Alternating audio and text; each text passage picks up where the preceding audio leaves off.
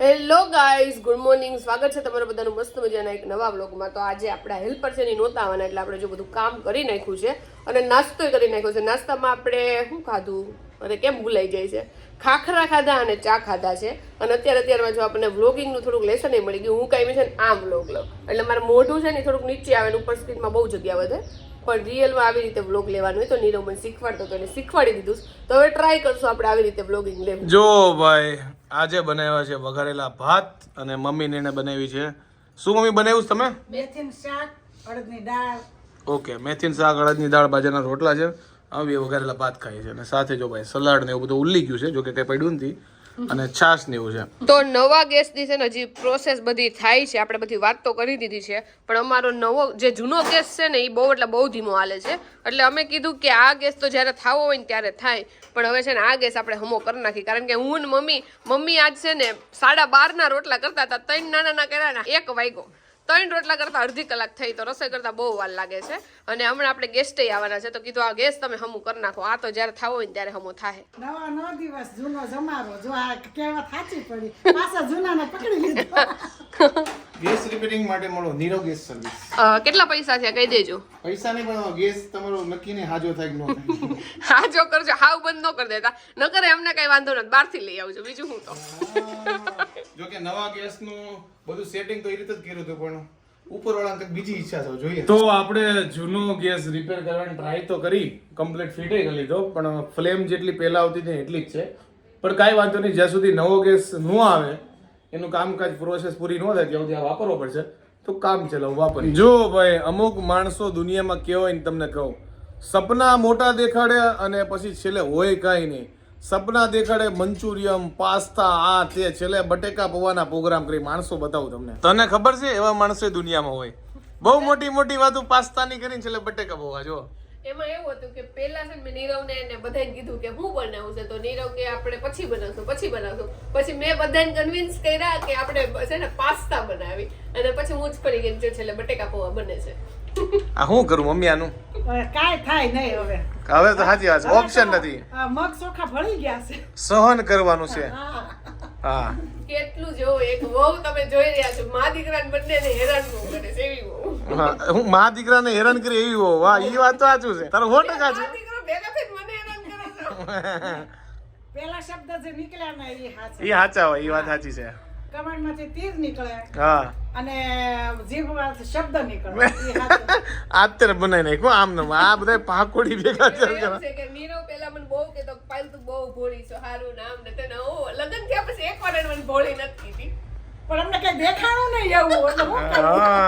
હા, જો આ બે છે ને, એક અહીંયાથી તીર છોડે, આ હું બેને ઉભા ન રાખું ને તો આખી રાત તીર છોડેવા. જો પણ જે પછી એકબીજાને કહી દે ને. હા, એટલે અમે શું છે મનની વાત મનમાં ન રાખી, બે છે ને બહાર કહી દે. બધા છે ને મનની વાત મનમાં રાખે અને પાછળથી આમ તેમ તેડા ચાલ ચડે. અમારે એવું ન હોય, જે હોય ને મને ખોટું લાગ્યું હોય તો હું મમ્મીને મોઢે કહી દઉં, મમ્મીને ખોટું લાગે તો એ મને મોઢે જ કહી દે. ટૂંકમાં એમ કહીશ અમે બાજી લેવી એમ. હા, બાજી તો ન કહેવાય, પણ હા એકબીજા અમારે બેન સ્વભાવ સેમ છે, એટલે અમારે કોક વાર રકજક થઈ જાય. અને મને લાગે બધાને થાતી જ હોય થોડી ઘણી. એ તો ઘર હોય ને વાસણ ખકડે. પણ ભોળી તો હું છું ને નીરવ, હા, બહુ ભોળી. વાહ વાહ, ભોળી એટલે કેવી ભોળા? ભોળો કોને કહેવાય એ જ નથી ખબર અમને. એ ભૂલાઈ ગયું તને ભોળી જોઈ ને તો. પણ આમ તું જોવા જા તો એટલી કાટું નથી. અમુક વાર નીરવે એવું કે તાર જે નો ઓલું હોય ને ન્યાય તું બોલી જાય, પણ મને મેં કીધું એટલે તો હું એમાં એટલે તું ભોળી કહેવાય. બહુ ભોળી ભાઈ, કેટલી વાર ભોળી કહીશ. ભાઈ નથી ભોળી બસ. જો આપણા ઘરે બટેકા પૌવા બનવાનું ચાલુ થઈ ગયું છે. અત્યારે સિંગદાણાને તળે છે ને, તળવું જ કહેવાય ને જડું? હા, તળવું કહેવાય. હું તળવું બોલું, તું બોલ શેકવું, એટલે પૂછી લીધું આ વખતે. શેકવું હોય ને એમાં તેલ નો હોય તો ખાલી લોઢીમાં શેકીને એને શેકવું કહેવાય, અને તેલમાં જે વસ્તુ ઓલી કરીને એને તળવું કહેવાય. અચ્છા, ઓકે, સમજાઈ ગયું. સિંગદાણા તળે છે અને બધું જો ભાઈ કટિંગ થઈ ગયું છે મસ્ત મજાનું, અને પછી ખાઈ લઈએ બટેકા પૌવા. ખાઈ પીને એક ધક્કો આપણે વિજય સેલ્સમાં ખાવાનો છે, કારણ કે આપણે ગેસ સ્ટવ જે લાવ્યા છીએ ને, તો એની કમ્પ્લેન કરતા આવીએ એટલે થોડું ફાસ્ટ ફોરવર્ડ થઈએ કે કાં તો રિપ્લેસમેન્ટ કરી દો, કાં તો જે બી કરવું એ કરો, કાં તો પૈસા લાવો એટલે બીજો લઈ લઈએ. મેં તમને પહેલાના વ્લોગમાં કીધું હતું મારું લક બહુ એટલે બહુ ખરાબ છે. 100 પીસમાંથી 100 નહીં, હું તો કહું 500 પીસમાંથી એકાદો આવો કાંક આવી જાય અને એ અમારા ઘરે જ આવે, એવું મારું લક છે. કારણ કે મને ઇઝી વસ્તુ ન મળે. કોન્ફિડન્સ જ એટલો હતો કે મને પીસ જે આવશે એમાં લોચા હશે નીકળ્યા. જો ભાઈ આપણા બટેકા પૌવા બની ગયા છે, અને હું જાડું જો અત્યારે એકલા જમવા માટે બેસી ગયા છે. બટેકા પૌવા, મસાલા છાશ લીધી છે, અને જો ભાઈ ચાલુ કરી દીધું છે, કારણ કે અમારે જવાનું છે આજે ઘણા ખરા કામ પતાવવા, એટલે વહેલા બેસી ગયા છે.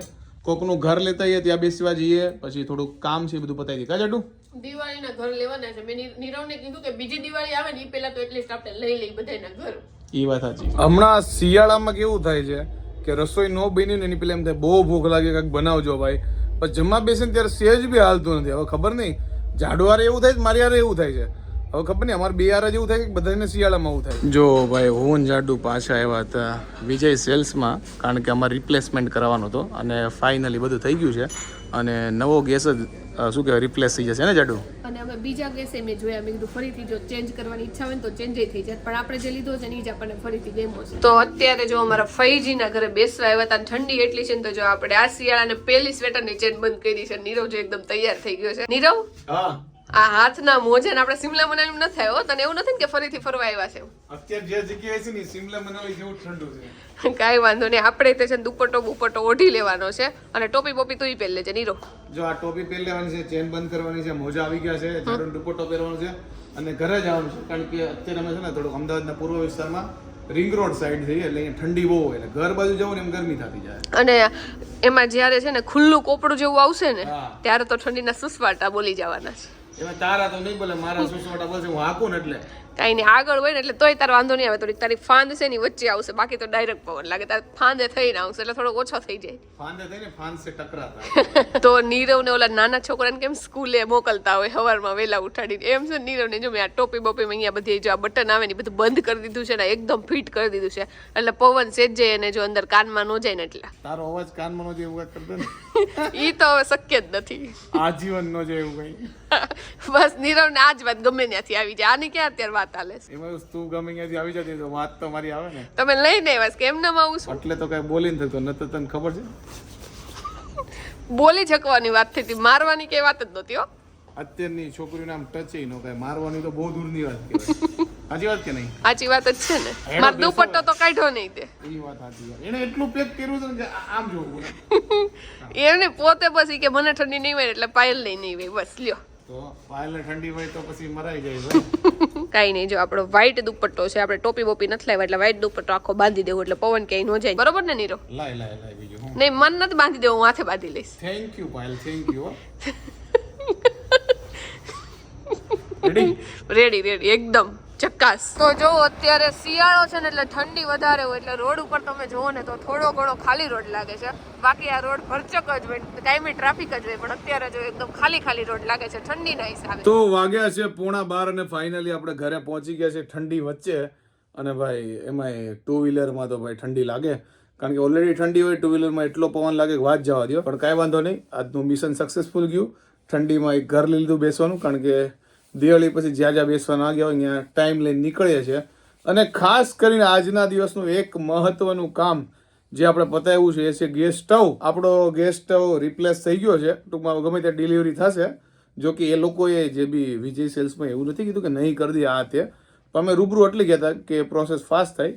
એ લોકોએ કીધું કાંઈ વાંધો નહીં, કે 101 પીસ ડેમેજ કોકને આવી જાય કે, પણ તમે આ વખતે પીસ જોઈને જાઓ. એટલે અમે પીસ જોયો અને એ મોકલવાના છે. તો કામ પૂરું થઈ ગયું છે અને વાગવા આવ્યા છે 12. તો આજનું અહીંયા વ્લોગ સમાપ્ત કરીએ. આઈ હોપ કે તમને આજનો અમારો આ વ્લોગ ગમ્યો હશે. ગમ્યો તો શું કરવાનું તમને ખબર છે, લાઈક કરી દો, કોમેન્ટ કરી દો, મિત્રો સાથે શેર કરી દો, યુટ્યુબમાં જોતા સબસ્ક્રાઇબ કરી દો, ફેસબુકમાં જોતા ફોલો કરવાનું ભૂલતા નહીં. તો મળીને નેક્સ્ટ વિડીયો સુધી બાય બાય.